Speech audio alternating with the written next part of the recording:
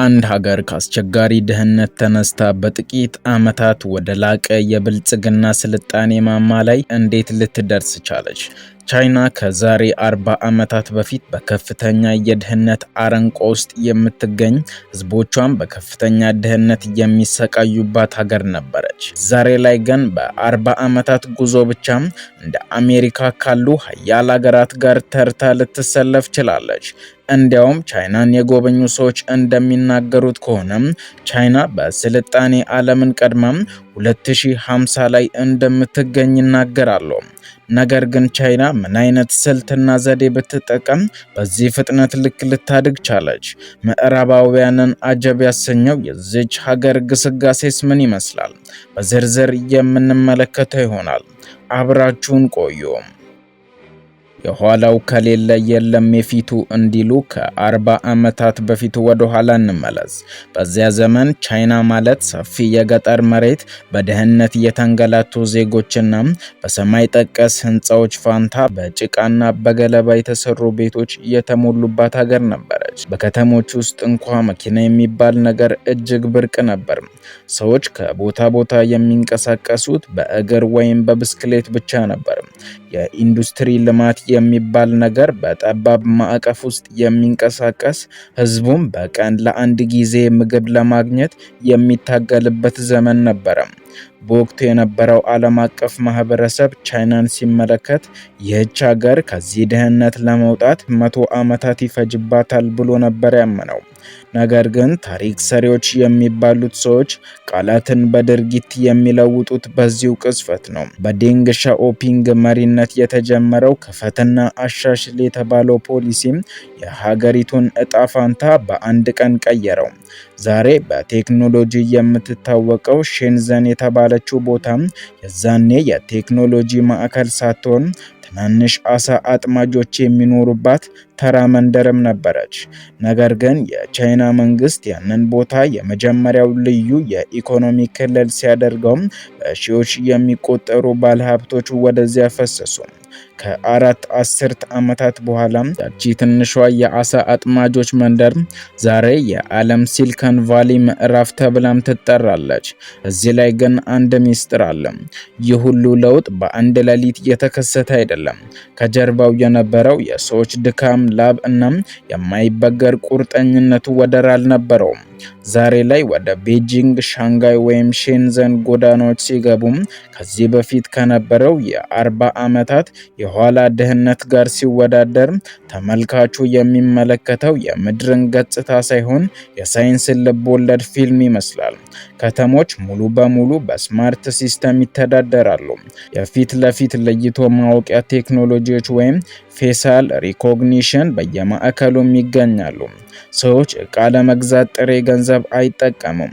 ካሽለስ ሶሳይቲም ሆነዋል። ማንም ሰው ኪሱ ውስጥ ወረቀት ገንዘብ ይዞ አይንቀሳቀስም። በስልካቸው ብቻ ማንኛውንም ግብይት ይፈጽማሉ።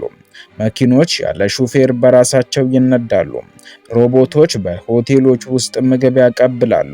ሰማይ ጠቀስ ህንፃዎች በላቁ የኢንጂነሪንግ ጥበብም የተሰሩ ናቸው። ከዚህም በላይ መላውን ሀገር እርስ በእርስ ያገናኘው እጅግ ፈጣን የባቡር መረብ ወይም ሃይ ስፒድ ሬል አለ። በሰዓት ከ350 ኪሎ ሜትር በላይ የሚበሩ ባቡሮች ርቀትን በአጭር ሰዓታት ውስጥ ያሳጥራሉ። አንድ ሰው ከሰሜን ቻይና ተነስቶም ወደ ደቡብ ቻይና ለመድረስ የሚወስድበት ሰዓትም እጅግ አጭር ነው። ይህ የባቡር መረብ ቴክኖሎጂም ዛሬ መላውን ዓለም አስደምሟል። የምዕራባውያን መሪዎች ቻይናን ሲጎበኙ የሚናገሩት አንድ ነገርም አለ። እኛ ጋር ገና በሐሳብ ደረጃ ላይ ያለውን ነገር ቻይናዎች በተግባር አውለውታል ይላሉ። ነገር ግን ከዚህ ሁሉ ባሻገር አሁን ላይ ዓለምን ያስገረመው ሌላው ጉዳይ የአረንጓዴ ኃይልና የኤሌክትሪክ ተሽከርካሪዎች አብዮት ነው። ቻይና ዛሬ የነዳጅ ዘይትን በመተው መላውን መጓጓዣዋን ወደ ኤሌክትሪክና ታዳሽ ኃይል እየቀየረችም ትገኛለች። በዓለም ላይ የሚመረቱትን አብዛኞቹን የኤሌክትሪክ መኪኖችና የፀሐይ ፓናሎችን የምትሰራውም ሀገር ራሷ ቻይና ናት። አየሩ ንጹህ እንዲሆን፣ ከተሞች በቴክኖሎጂ እንዲበለጽጉና ኢኮኖሚው ከፍ እንዲል በማድረግ ረገድ እያደረገች ያለችው ጉዞም ከሌሎች አገሮች በእጅጉን የተለየ ነው። ከዚህም በላይ ቻይና አሁን ላይ እንደ ጎርጎሮሳውያኑ የዘመን ቀመር 2050 ላይ እንዳለችም ይነገርላታል። ምክንያቱም ቻይና የምዕራባውያንን የዲሞክራሲና የኢኮኖሚ ቀመር ሳትከተል በራሷ ቻይናዊ መለኪያ የገነባቸው ስልጣኔ ዛሬ ዓለምንም እያስተማረ ይገኛል። በሳይንስ ምርምር፣ በኳንተም ኮምፒውቲንግ፣ በህዋ ምርምርና በአርቲፊሻል ኢንተለጀንስ የደረሱበት ደረጃ ወደፊት ከሚመጣው 2050 ዓመተ ምህረት ጋር እየተገናኘም ይመስላል። አሁን ላይ በማርስ ላይ የገነቡት የጠፈር ጣቢያ የቴክኖሎጂ አቅማቸው የየት ደረጃ ላይ እንዳለ በግልጽም ያሳያል። ነገር ግን ይህ ሁሉ ስኬት ብቻውን አልመጣም። ከጀርባው ከፍተኛ ፉክክር፣ የጂኦፖለቲካዊ ግፊትና የውስጥ ተግዳሮቶችም አሉት። አሜሪካና ሌሎች ምዕራባውያን ሀገራት የቻይናን በፍጥነት እያደጉ መምጣት ሲመለከቱ ስጋት ውስጥም ገብተዋል። የቴክኖሎጂ እገዳዎች፣ የንግድ ጦርነቶችና የተለያዩ ማዕቀቦችን ቢደረጉም ቻይና ግን መንገዷን አልቀየረችም። የባሱኑ አዳዲስ ቴክኖሎጂዎችን በራሷ ፈጠራ በመስራት ዓለምን በራሷ እጅ እያስደመመችም ትገኛለች። ይህንን እውነት በደንብ ለመረዳት ወደ ሁቤይ ግዛት እና ወደ ያንግቲዝ ወንዝ መሻገሪያዎች መጓዝ ያስፈልጋል። በዚያ የሚከናወነው የምህንድስና ስራም የሰው ልጅ አእምሮ ምን ያህል ድንቅ ነገሮችን መስራት እንደሚችል የሚያሳይ ትልቅ ሕያው ማሳያ ነው። የሶስት ጅረቶች ግድብ ወይም ስሪ ጎርጀስ ዳም የሚባለው ግዙፍ ግንባታ የመላውን ሀገር ግማሽ ያህል ኢንዱስትሪዎች ያለማቋረጥ የሚያንቀሳቅስ ግዙፍ የኃይል ማዕከል ነው። በዓለም ዙሪያ ያሉ ግዙፍ ከተሞች በኢነርጂ እጥረትና በብክለት ሲጨነቁም ቻይና ግን ከተሞቿን ወደ አርቲፊሻል ኢንተለጀንስ ሲስተም እየቀየረቻቸውም ትገኛለች። በሃንግዙ ወይም በሼንዘን ጎዳናዎች ላይ የሚደረገው እንቅስቃሴ በሰው አይን ብቻ የሚታይ አይደለም። በሺዎች የሚቆጠሩ ካሜራዎችና ሴንሰሮች የትራፊክ ፍሰቱን፣ የኃይል ፍጆታውንና የከተማዋን ጤና በየሰከንድ ውስጥ ይቆጣጠራሉ።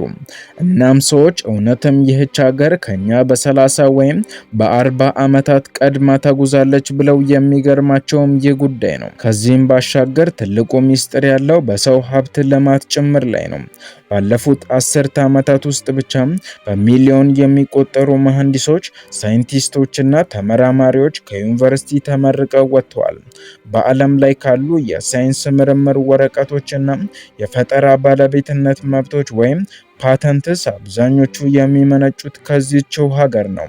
ዛሬ የምንጠቀምባቸው ዘመናዊ የቴሌኮም መረቦች የ5G እና የ6G ቴክኖሎጂ መሰረት የተጣለውም በዚሁ የምርምር ማዕከል ውስጥ ነው። የምዕራብ ሀገራት ኩባንያዎች ቴክኖሎጂዎችን ለመቅዳት ወይም ለመኮረጅ ሲሞክሩ፣ ቻይና ግን አዳዲስ መመዘኛዎችን እየፈጠረችም ትገኛለች።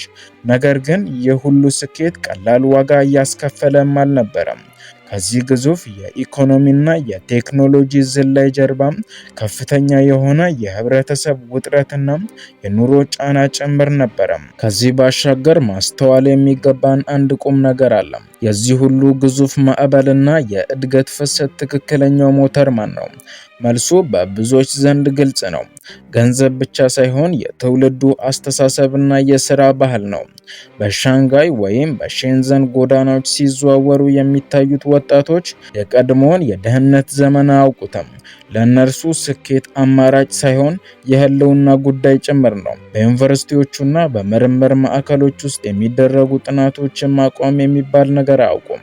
ቀንና ሌሊት የሚሰሩ ላቦራቶሪዎች፣ በሺዎች የሚቆጠሩ ሳይንቲስቶች የሀገራቸውን ስም ከፍ ለማድረግ የሚያደርጉት ርብርብ የሚያሳየው አንድ ግልጽ እውነት አለ።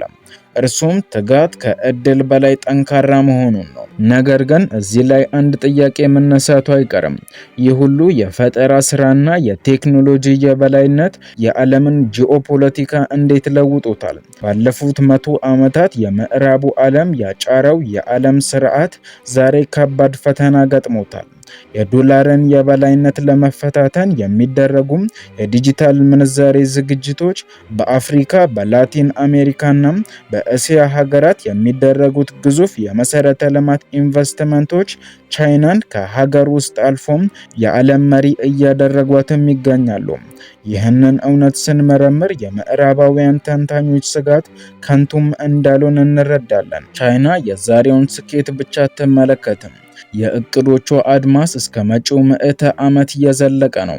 የአየር ንብረት ለውጥን ለመቋቋም የሚደረጉ ግዙፍ የንፋስ ኃይል ማመንጫዎች፣ የተተከሉ የፎቶ ቮልታይክ ፓናሎች፣ ባህርና በዓለም አቀፍ ደረጃ የሚታየው የንግድ መረብ ወይም ቤልት ኤንድ ሮድ ኢኒሼቲቭ የዚህ ትልቅ ስትራቴጂ ማሳያዎች ናቸው። ነገር ግን ከዚህ ሁሉ የቴክኖሎጂና የኢኮኖሚ ብልጽግና ጀርባም የሰው ልጅ መሰረታዊ ጥያቄዎችም አብረው ይነሳሉ።